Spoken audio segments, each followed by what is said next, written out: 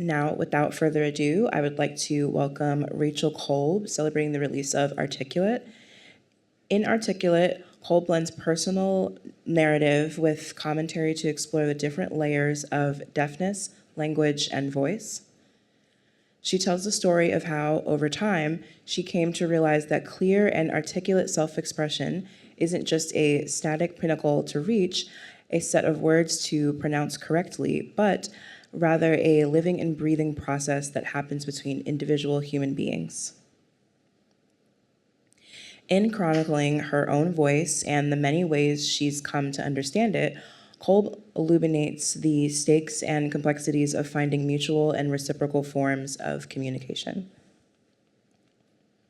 Rachel Kolb is a graduate of Stanford University. She is the first signing Deaf Rhodes Scholar at Oxford. She holds a PhD in English Literature from Emory University and recently celebrated a junior fellowship in the Society of Fellows at Harvard University. Her work has appeared in the New York Times and The Atlantic, among other venues. And her book, Articulate, A Deaf Memoir of Voice, will come out in fall of 2025.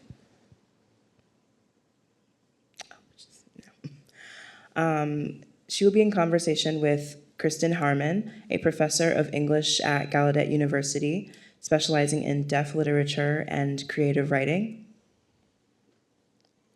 She has published fiction, creative nonfiction, and scholarship on deaf literature, bilingual writing, and narrative methodologies. What methodology? Narrative. She has written for and edited multiple anthologies of deaf creative writing, including Deaf American Prose. Please join me in welcoming Rachel Kolb and Kristen Harmon to Politics and Prose. And thank you to our wonderful interpreters.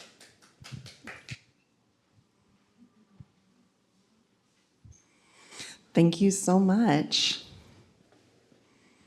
Let's wait until we get both interpreters in place, so make sure everyone has good sight lines. Alrighty, can everybody see? This is a nice deaf-friendly setup. Thank you so much. Go ahead, Rachel.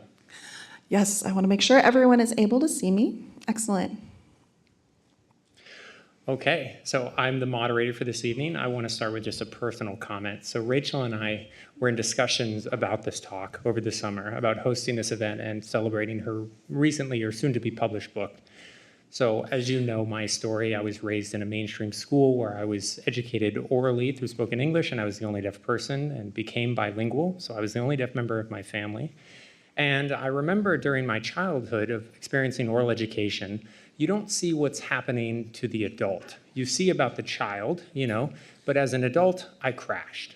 And I was going through this kind of experience of, being a deaf person. And there's a lot of books from deaf authors that I recommend on the shelf, but I didn't see myself reflected in these books. But I have to say, this book I saw myself reflected in, and I want to say thank you for providing something that I really connected to, and I could share such an amazing experience. And I felt I could relate to so many aspects of your stories, and there were so many commonalities and experiences that overlap between us. So I just wanted to start with a personal comment. Thank you. I appreciate that. Okay, I'm going to start with our first question. I am moderating this evening, as well as I am an English professor, so I have my diligent notes, as you can see. Wonderful. So I actually selected a few quotes from the book. So if you have read the book, maybe you will recognize the quotes and be able to identify the page numbers, but I do have a few short quotes.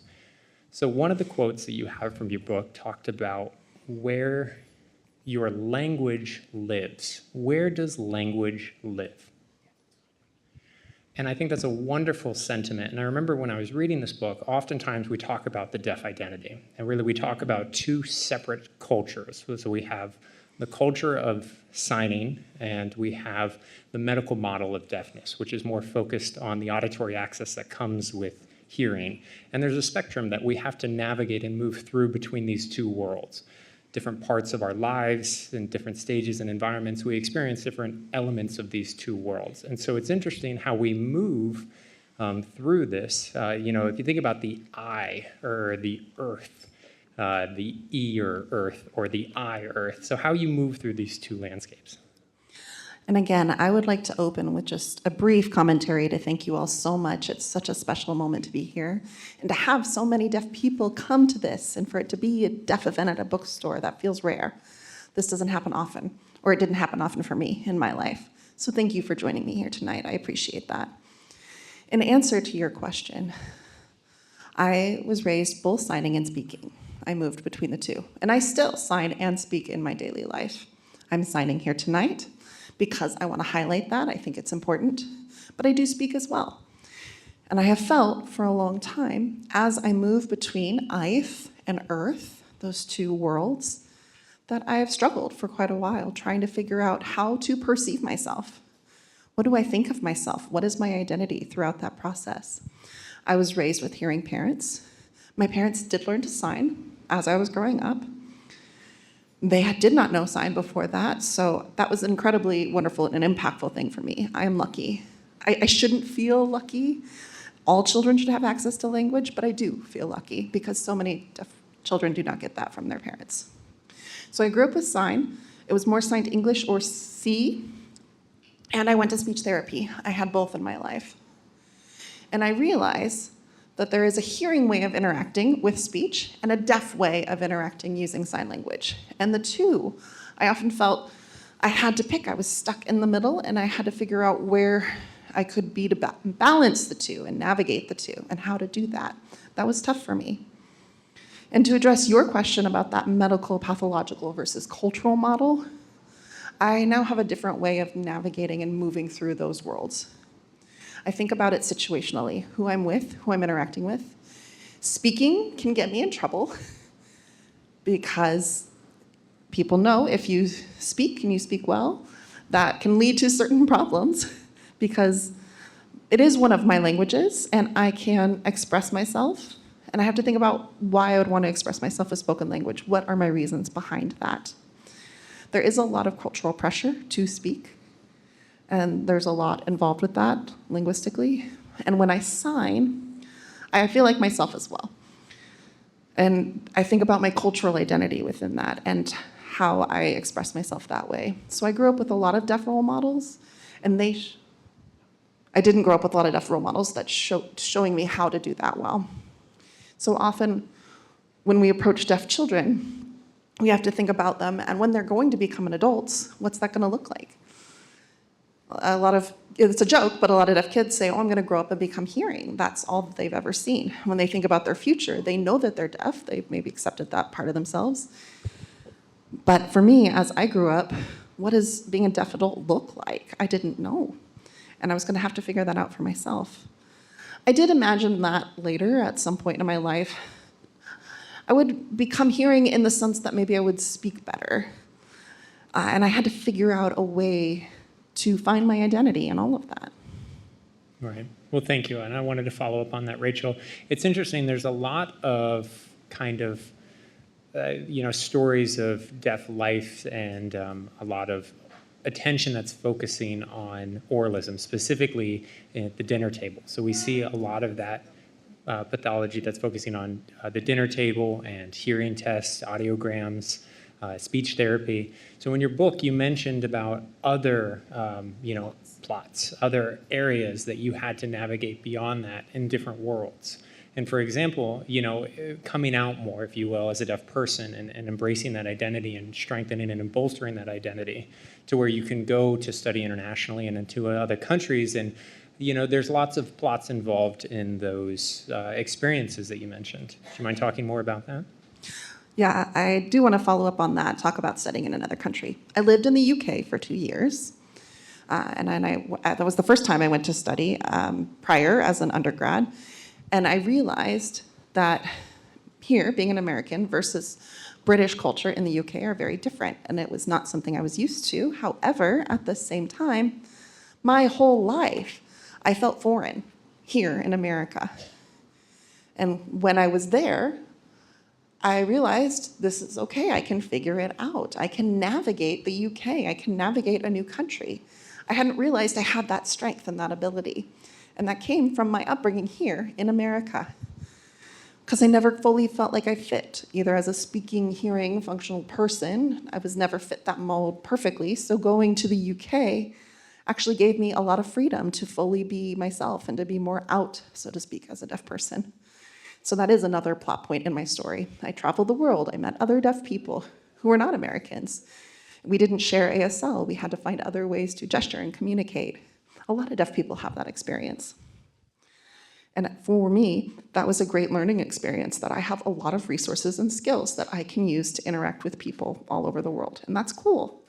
That's a very rich, meaningful, important part of the deaf experience. And hearing people don't always have that same experience. So there's a lot I could share about that.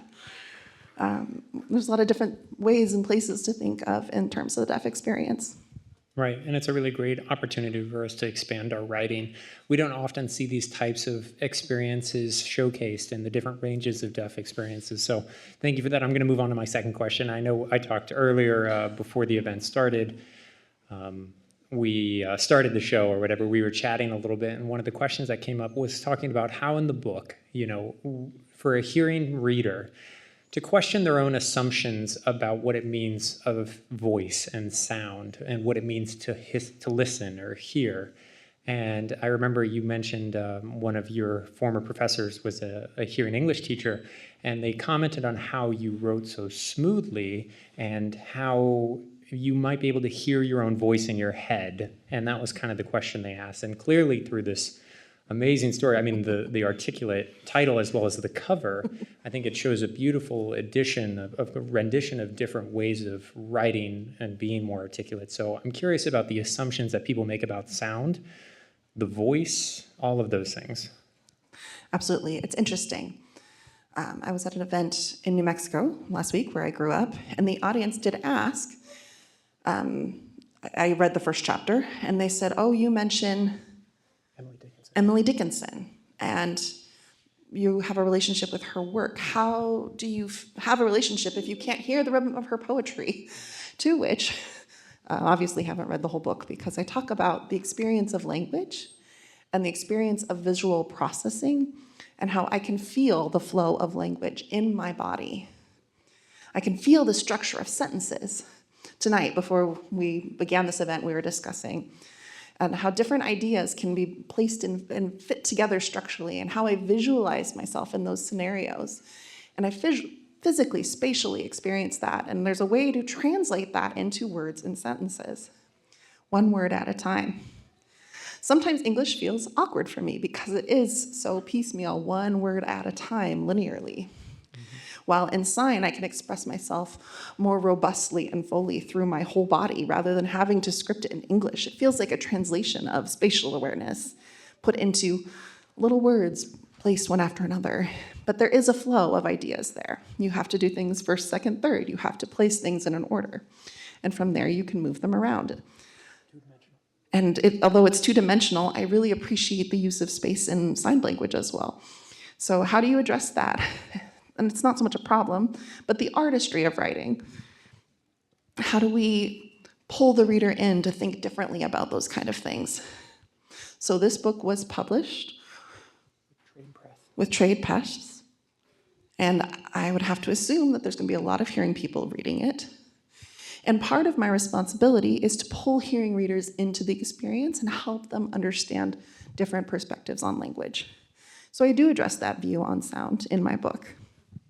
I think one part that really struck me is you were really going in depth and explaining of what it felt like to go through speech therapy and what it was like to learn how to articulate and speak all of these different words and sounds. And there was so much that I resonated with of unpacking these experiences. And it was almost overwhelming for me at some points. I mean, because I can imagine that can help so many hearing people who do not realize the amount of effort is involved in speaking and learning to speak like this. And one thing in your book that you mentioned is we tend to really focus on, very similar approaches and modalities and structures of communication. And this is kind of flipping the script a little bit. And this is a little bit more messy and opening a dialogue between individuals about the process and the human potential and possibilities. I'd love it if you would speak more on that.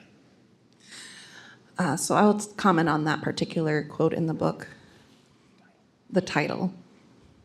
I will talk more about the history of that word articulate later. But as I was writing the book, I was talking a bit about speech skill, my ability to express myself that way, and the goals I had around that. And then later in my writing process, I realized that word, articulate, that is not only an adjective. We think of it in terms of describing someone's fluency, the way they speak and present themselves. It can be a verb as well.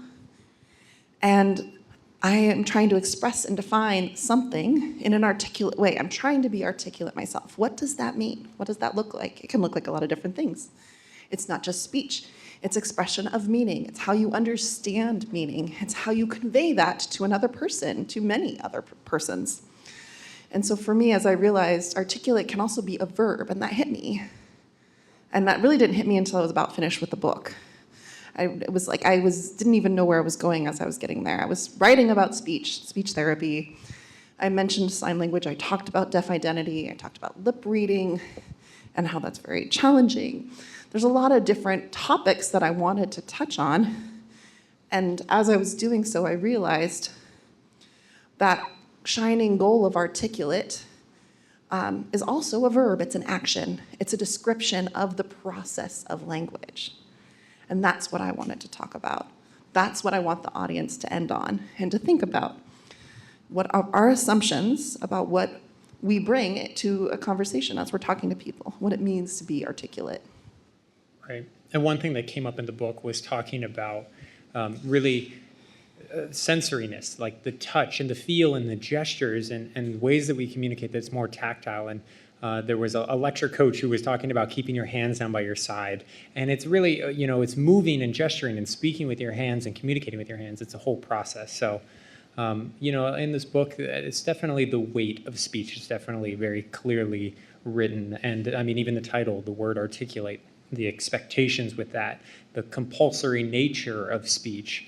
Do you mind talking more about that? Absolutely. So I grew up in a hearing family. I went to a mainstream hearing school. I was the only deaf student. I did go to a deaf preschool in New Mexico, and I went through kindergarten, and then after kindergarten, I transitioned to a mainstream on my own situation. My parents decided that they didn't want to send me to the deaf school because it was an hour away. They wanted me to live at home with the family, and I do understand that. And they wanted me to get a good education, which I did. I had good mentors, but I was the only deaf student. And that is the expectation. The expectation of articulate and ability to speak was there in the world that I was in. And there was support for sign language, but at the same time, I saw how people communicated with each other, how I communicated with my friends. They were all hearing. The teachers were all hearing. I didn't have models for being deaf in those spaces. So I think all of us want to fit in, and we want to find ways to build and create relationships. So we follow what we see. So for me, I thought, okay, I don't mind speaking. I don't mind speech therapy. I went every week for many years. My speech therapist could sign some, and I felt that was supportive of me and my language. If she didn't know sign, I probably would have not been interested and not continued with speech therapy. But because she supported me and I felt understood, I could go and continue to appreciate that. And I was trying to meet some sort of standard of speaking well in the hearing world. And in college, I hit a wall.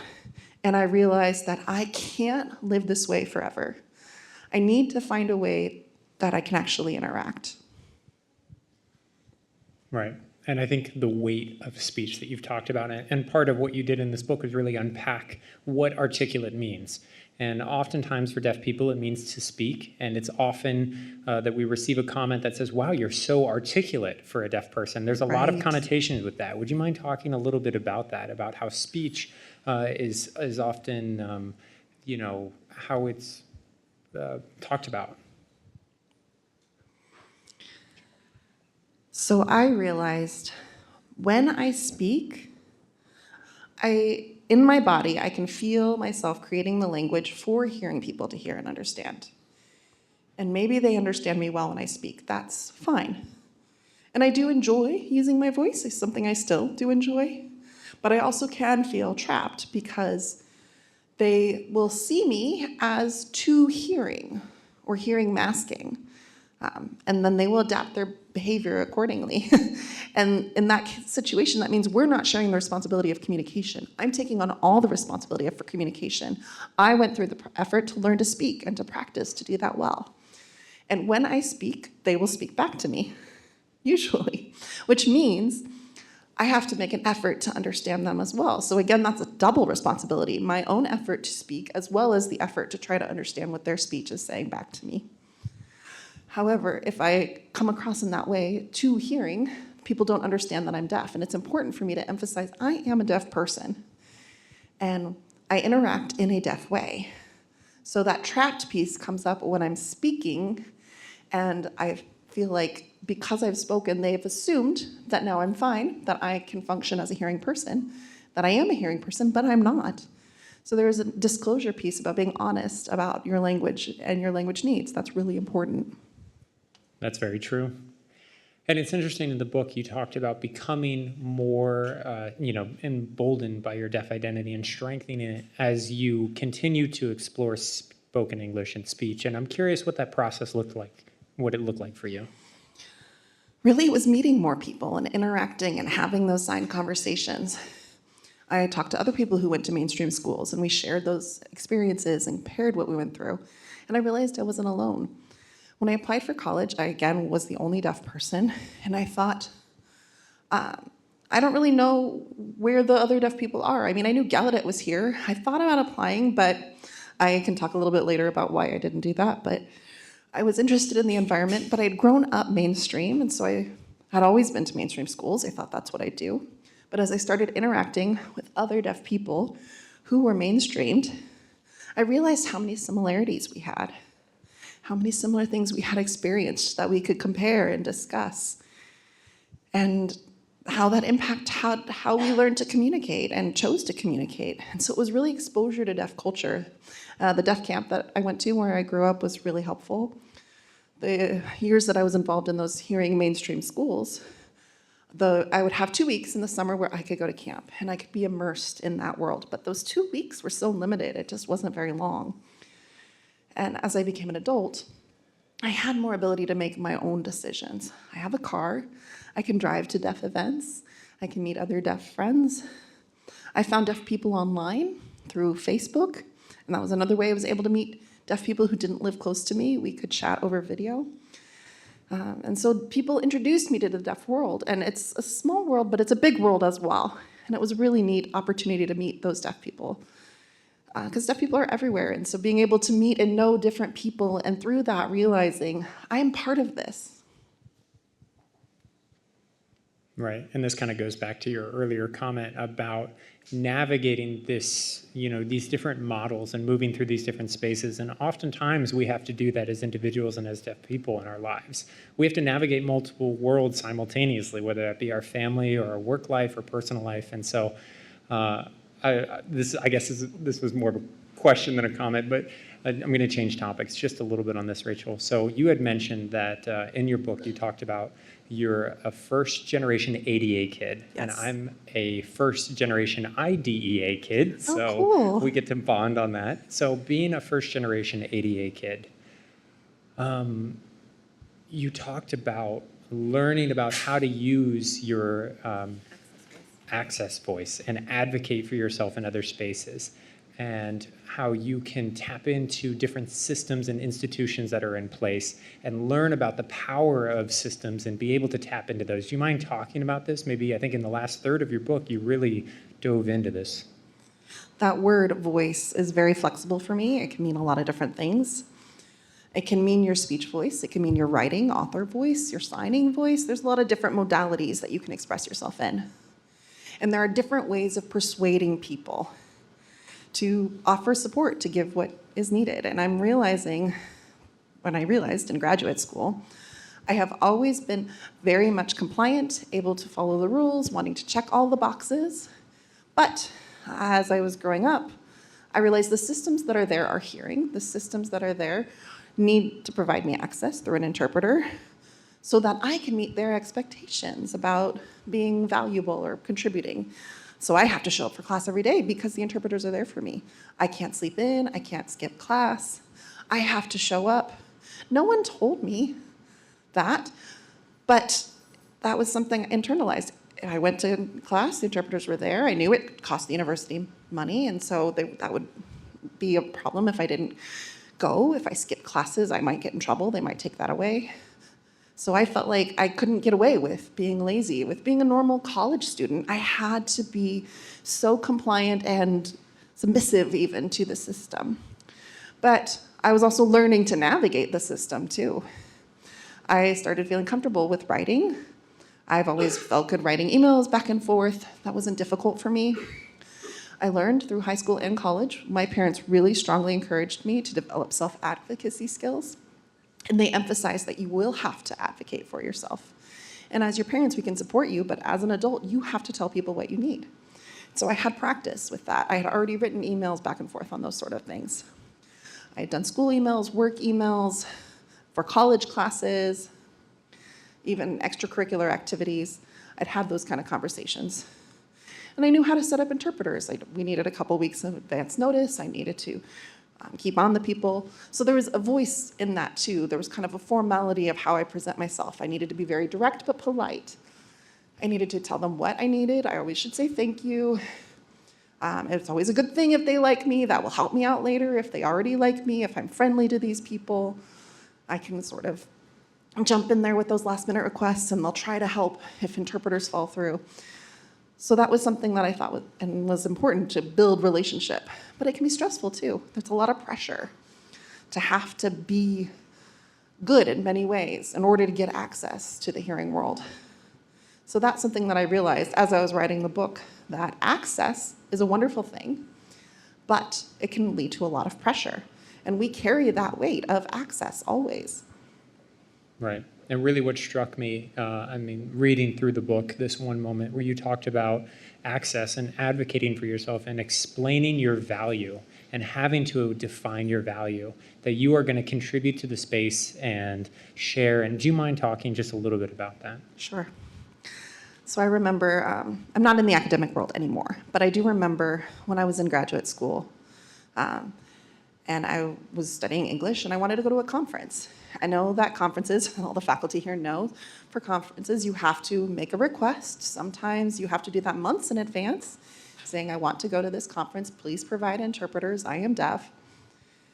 And so having those access conversations, are they willing to provide interpreters or not? They should, of course, but sometimes they don't know. And I have to tell them about my rights. I have to tell them about what I need. There's a lot of explanation that goes into that, including explanation of the ADA. That also means that I have internalized that feeling of, if I go to this conference and I show up, I need to be a valuable participant. I need to say something. And that's not necessarily something anyone told me. It was just there in the back of my mind. I had to prove that I deserved to be there and be involved. And during graduate school, I had that whole experience with the conference organizers, and through that I realized I want to work with deaf academics. And I have to think about, wow, the weight that these deaf academics carry for all of this. Right, and that's a really good point. And throughout the book, you were talking about, wondering what your life looks like, and you don't have to do that in your work, right? Right. When I think about when I do that work, I want to write things, right?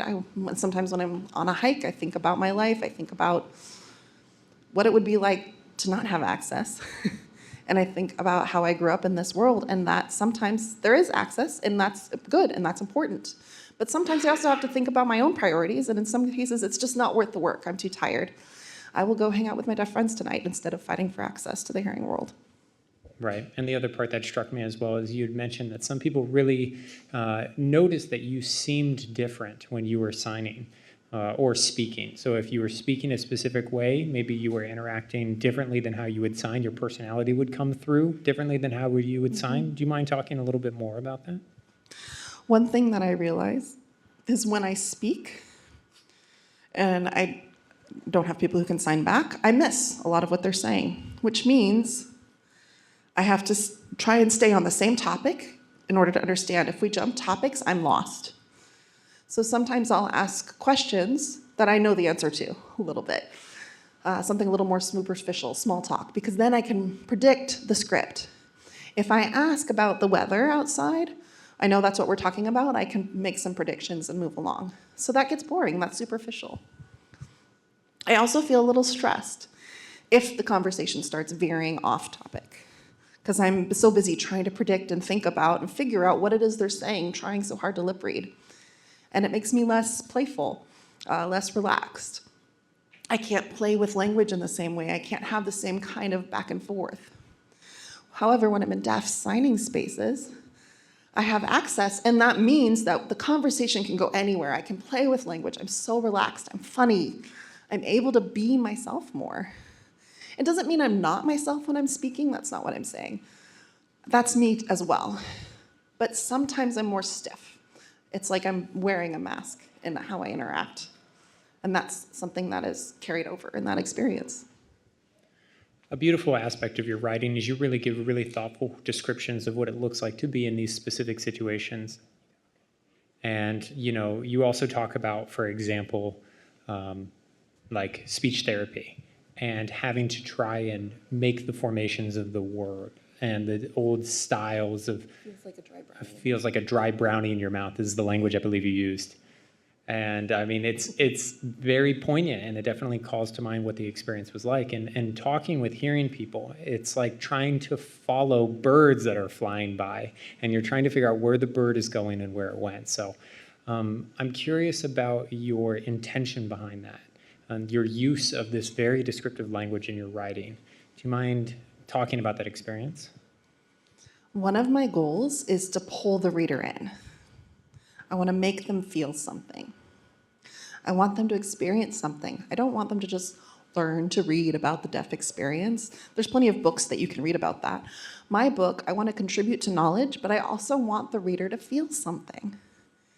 And I want them to feel something in their body, through their body. So metaphors, description of how things happen in a way that's tangible.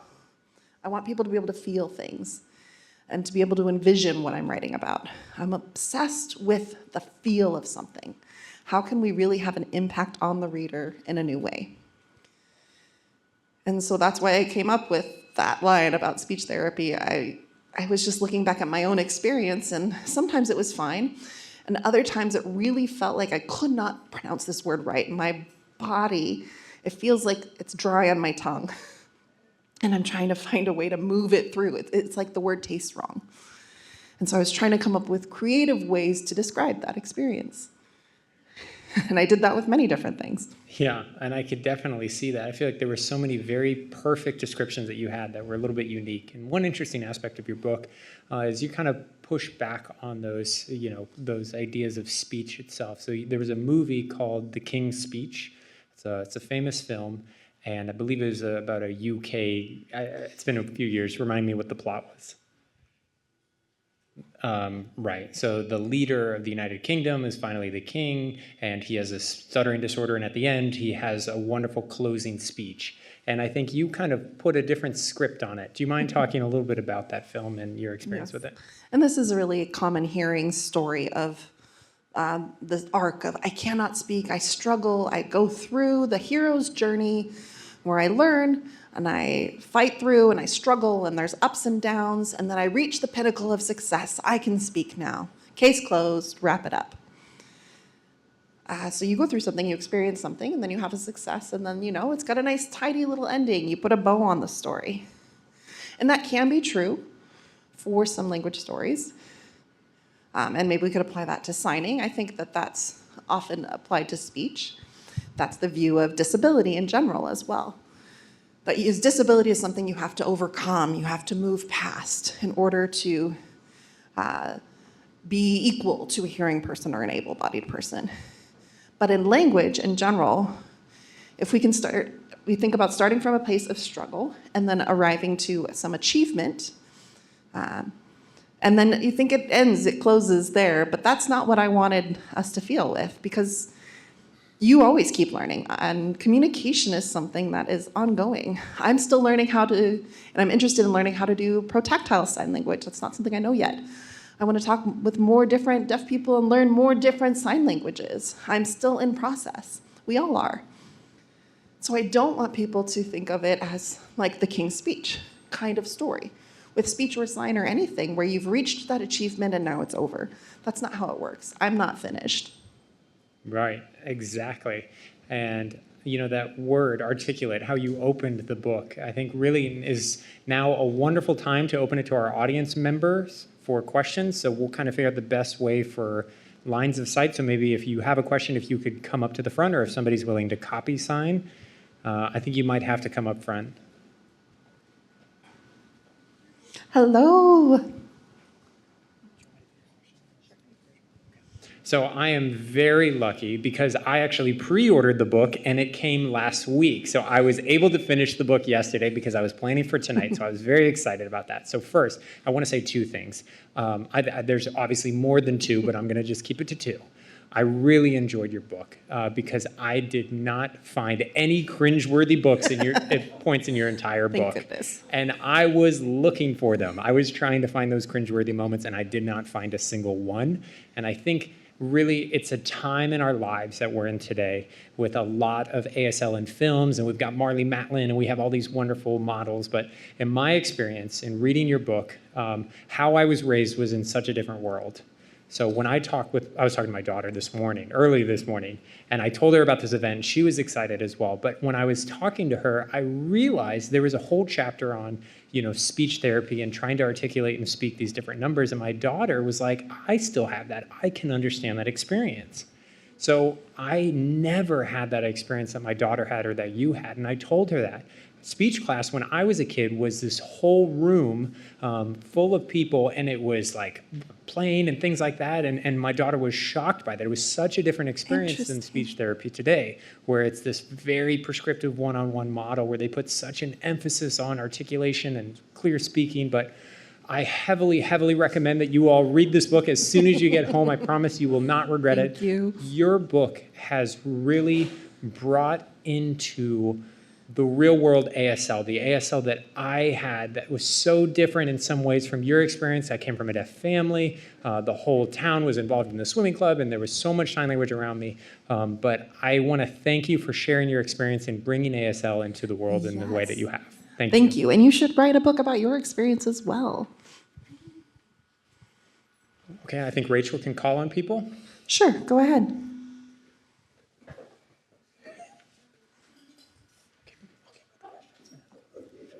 Hello.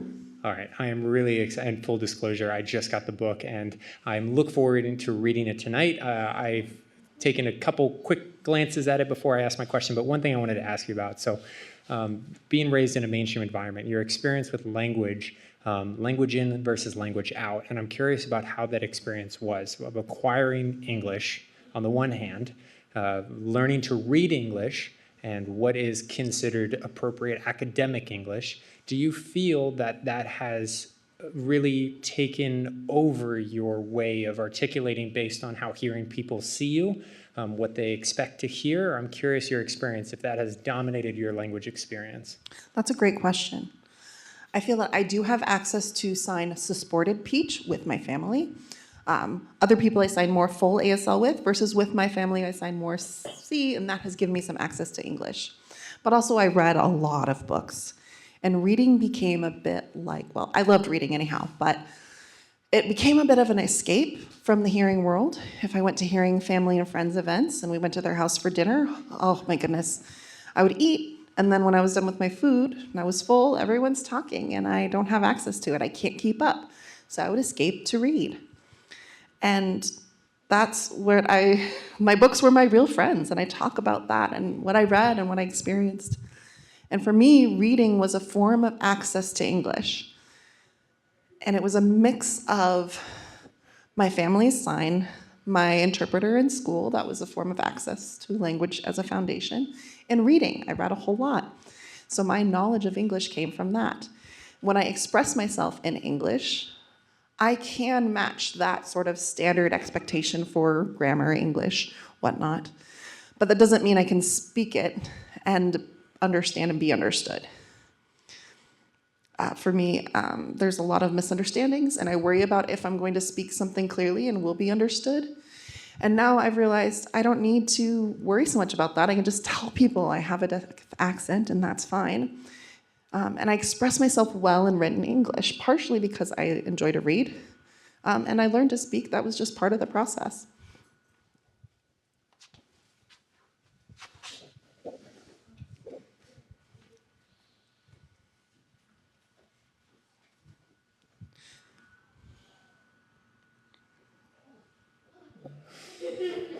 1 sec, we're going to get somebody to mirror sign for Rachel real quick.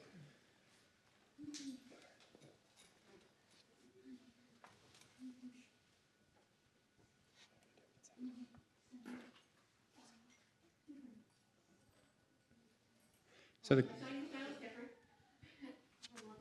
question is, my signing style is different because I have CP.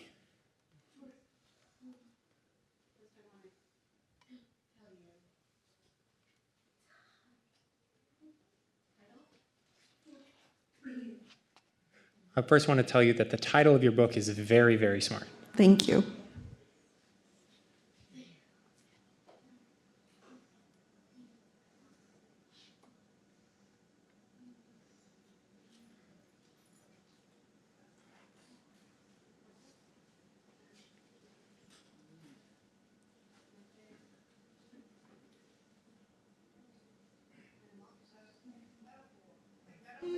Metaphor.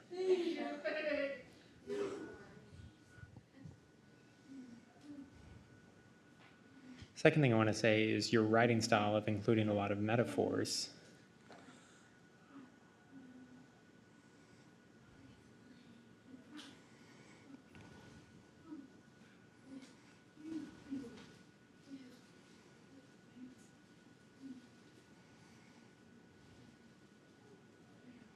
And I want to write more about my own experiences living with disabilities, but not for hearing people who have different types of disabilities.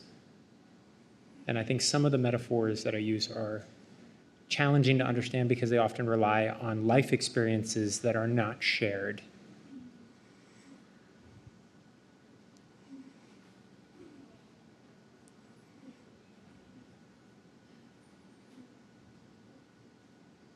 And I think you have a wonderful way of communicating with both hearing and deaf people. And do you have any advice on communicating to these two audiences?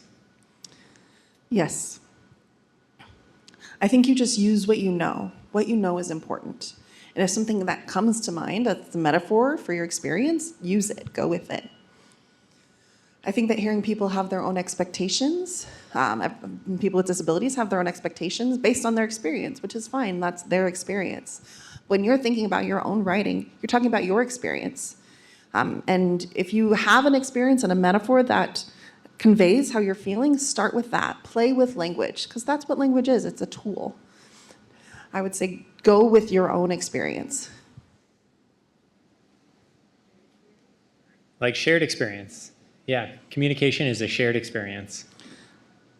And I think communication can also pull people to be able to see things from your perspective and to see things in new ways. That's what writing should do. Very smart. Thank you so much. Absolutely. Question over here? So, question. As a deaf person, getting your book published, what was that process like, and what type of challenges did you face? Excellent question. I feel that the publishing world is so very hearing. My editor came to my book event last night in Baltimore, which was cool. And afterwards she said, wow, I've never had access to that kind of deaf space before, signing with interpreters. And reading the book, it really helped me think about that hearing perspective and how to make my book better for hearing readers, which I'm really grateful for from my editor. With the book proposal, we were using my, so to speak, access voice. I had to use that access voice to convince them to see that this book had value and was worth being published. And that was, again, additional labor, additional responsibility for this publishing press to convince them why they should care about the deaf experience. I wish it wasn't that way, but that's still how things happen. And so I was trying to spotlight and focus on helping hearing people understand language in different ways and see it in different ways. And perhaps they see themselves in different ways from that. So I had to think about that and make that argument as to what hearing people would get from that, which isn't necessarily fair, but I decided to, yeah, it sucks. But I wanted to play with that because I wanted this to have a broad audience and to impact more people that way so that they could learn. So I did have to convince them that you will benefit as well from me publishing this book. And I do hope that this opens the door later for more deaf people to write and publish more books. Agreed.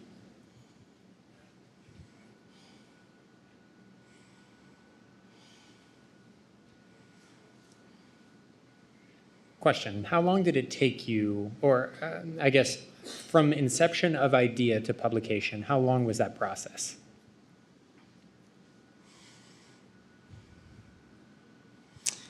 Well, people ask that question, and the short answer is 5 years. I started writing in the fall of 2020, and now it's the fall of 2025, so that's 5 years. I'm an English PhD, but I can still do math. And when I write about the deaf experience, of course, there's a lot of thoughts about back when I was in college and when I was in grad school. I had thoughts about this. I remember reading a lot of history about deaf people and about the ADA in general, and I realized people talk a lot about speech education, and there's a lot of battle between this, the 18th century, the 19th century. It was very polarized. There's a lot of different, there's stars in those movements, and I wanted to use this word articulate back at that time, and realizing how that word continued to come up in our world and what it means. And so I did start writing a little bit about this concept earlier. I wasn't thinking it would be a book, maybe an essay, maybe it'd be something that I would publish in like the New York Times or some other place. Something that I could just publish as an essay, that would be a nice little thing. And that was probably early 2018 that I was doing that kind of work. And so it has been 5 years officially, but there was other work put into this thought before that. If I could just add to that question, I'm curious what your writing process looked like. Are you a daily writer or a weekly writer? Would you write a section at a time? Or I think a lot of people are interested in writing and they're curious your writing process, so they're looking for as many tips as you can give. So what is your writing process? I think it looks different for everyone. I realized what helped me is to have a discipline of doing this every day. I would set a word goal, a word count goal. And when you're writing an article, when you're writing any new thing, when you've got a blank page in front of you, that can feel beautiful at the beginning, not necessarily. At the beginning, when you're writing something, it can be ugly, it can be all over the place. So I would just set a goal. I had to have 500 words. It can be terrible, but I have to write 500 words. And if I do 500 words every day, then by the end of a couple months, that adds up to quite a lot of words. Then later you go back and you revise again.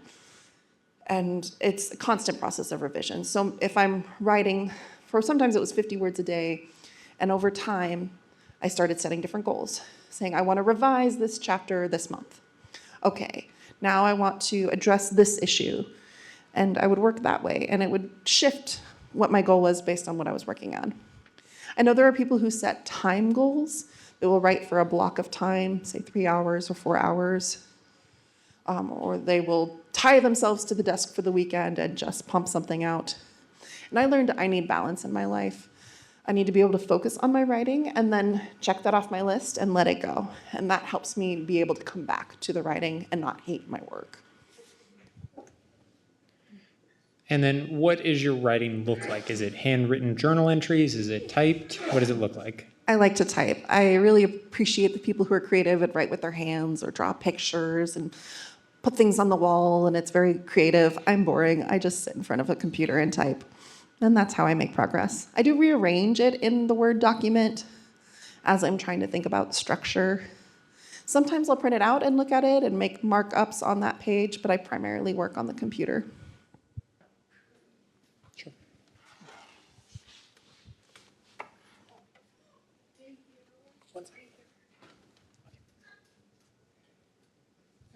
Thanks for being here. I'm excited to read the book. I'm also deaf, and I am interested in your upbringing, going to speech therapy, having to learn to listen. Did it give you an innate sense of focus and hyper-focus that allowed you to really be able to think about the book? And so that's something I've been reflecting on as well, is I can get really focused on my work, and people are like, you must be neurodiverse. I don't think that's it. I think I'm just deaf. I can turn off. And I was just curious if you've come across that. Yes, I have experienced that as well. I feel like there's many things that I was obsessed with as a kid. I would get very into a certain book I was reading. I would read it 5 times. I was very obsessed with horses for a while. That was one of my things. I could really get drawn into one particular thing and get that hyper focus. And I think that might make sense with the way I was at school, with my family, their friends' houses. They're all talking and I'm bored. And I don't like being bored. And so there are pros and cons to that, right? I do become bored easily, and so then I will dive into something and get involved with my interests. So yes, I do identify and relate to and that. I think there's also, because we can go so deep in our own world, that we have a really creative mind. And I think that to some degree is a little bit of a deaf superpower in the creative Yes. world, where we can actually shut off and really go deep in our work and our creative. And I think that's something to be celebrated. And I hope we keep writing, because I think we have that ability to keep powering through. Absolutely. I agree. I think that deaf people have to be very creative in many ways. And yes, that's something to celebrate. We have another question.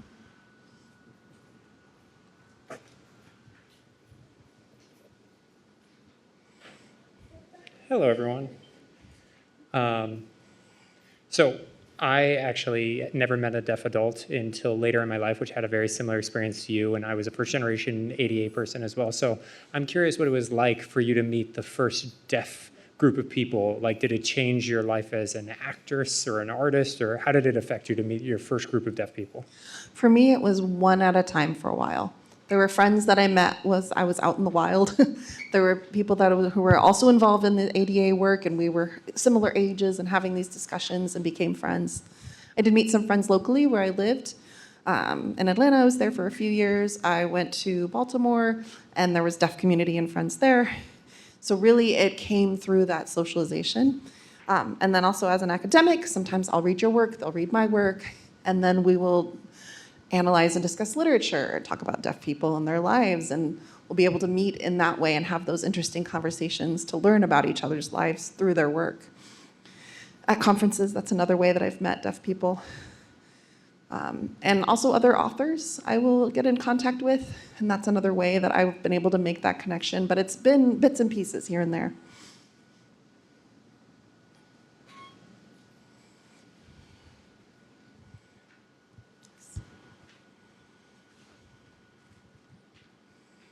Hello.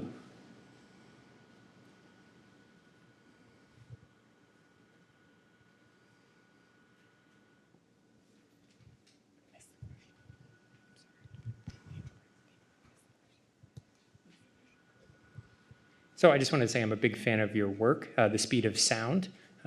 You wrote that in undergrad. I'm curious how your work has evolved over the years to where it is now. And I'm curious your perspective on evolution.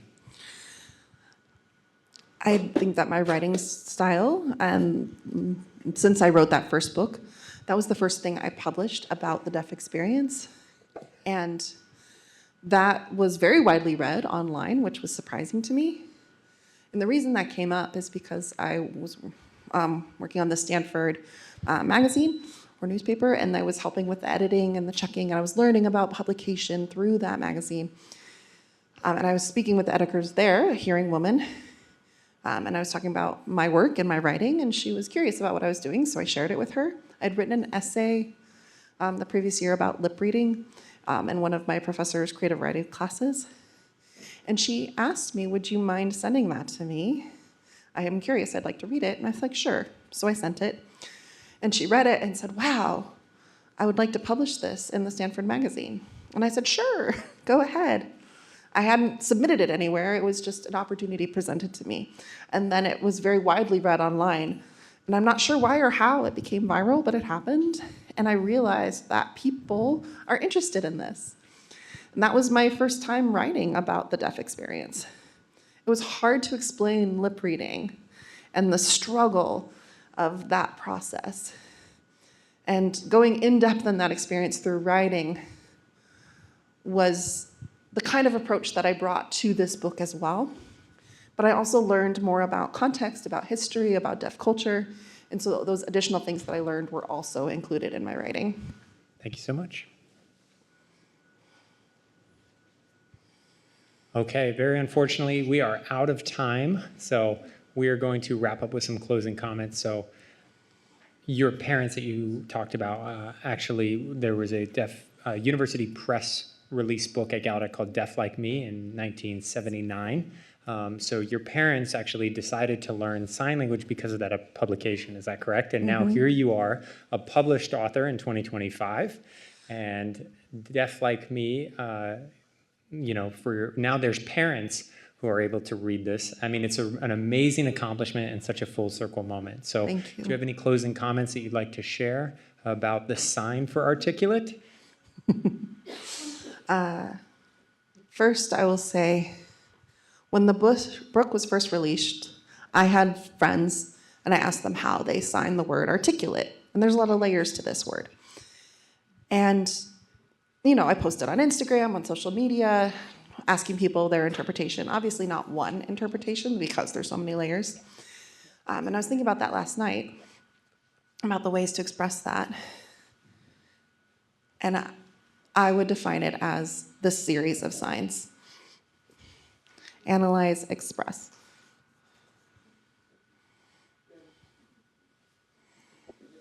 So we're seeing a couple different variations in terms of expressing yourself smoothly, expressing yourself from the heart, expressing yourself completely, communicating clearly.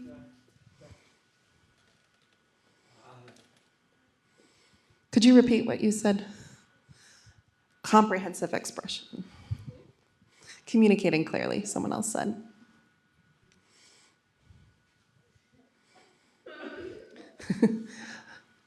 We have another one over here. It's not production, but it's also the clarity of what you're presenting and performing. Right, that explanation piece, thinking about the meaning. I analyze what I want to say, and then I explain, and that's why I do that combination of signs. Thank you all for coming. Thank you so much. We will be doing a book signing in the back. Thank you, everyone, for being here. Thank you all so much for coming to tonight's event at Politics and Prose.